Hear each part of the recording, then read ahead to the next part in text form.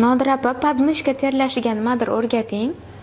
Juda ham zo'r savol, chunki hozir как раз kunlar isib, hamma to'g'risi terlashni boshlaydi. Bu juda ham katastrofiskiy achinarli holat. Insonlar buni hech narsa qila olmaydi. Demak, zo'r narsa o'rgataman. Da, buni yechimi bor. Kosmetologiyada bu botoks muolajasi bilan terlashga yordam bersa bo'ladi. Bitta ukol qilinadi, 6 oyga terlash to'xtaydi. Lekin botoksga imkoniyati yo'q, ya'ni ukollarga imkoniyati yo'q ayollar yoki insonlar nima qilish kerak? Demak, sizlarga juda ham zo'r yechimi bor. Faqat ozgina vaqt talab qiladi. Qilsanglar zo'r natijaga erishasizlar. Hozirdan boshlanglar, yozgacha zo'r bo'lib olasizlar. Umuman terlamaydigan bo'lasizlar. Demak, aptekaga borasizlar, Teymurova pasta. Mana qoldiryapman. Teymurova pastani olasizlar. Uni yoniga sinkovaya pasta olasizlar.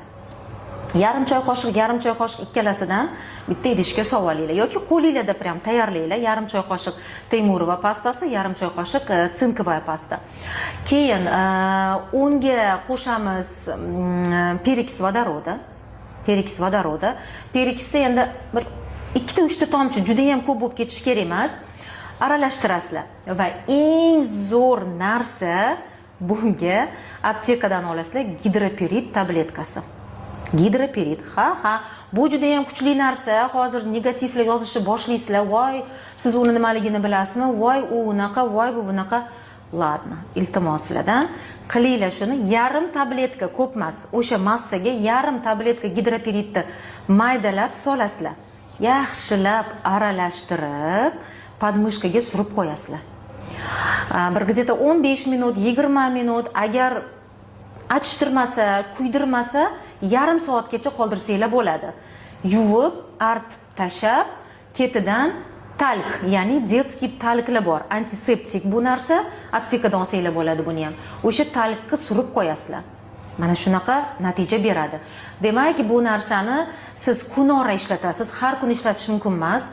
Kunora ishlatasiz 1 oy davomida. 1 oy davomida полностью qo'ltiq ostidagi bakteriyalarni o'ldiradi. Qo'ltiq ostida hidlanish, ter chiqish, ya'ni namlanishni kamaytiradi. Qarabsizlarki, yoz oyida sasimasdan mazza qilib xohlagan kiyimlarni kiyib yashasanglar bo'ladi. Sog' bo'linglar. Bunaqa retseptni hech kim sizga bermagan, aniq like bosib qo'ysanglar, hamma terlaydiganlar, qo'ltiq ostidan yomon hid keladiganlar foydalanib mazza qilishsin. Sog' bo'linglar.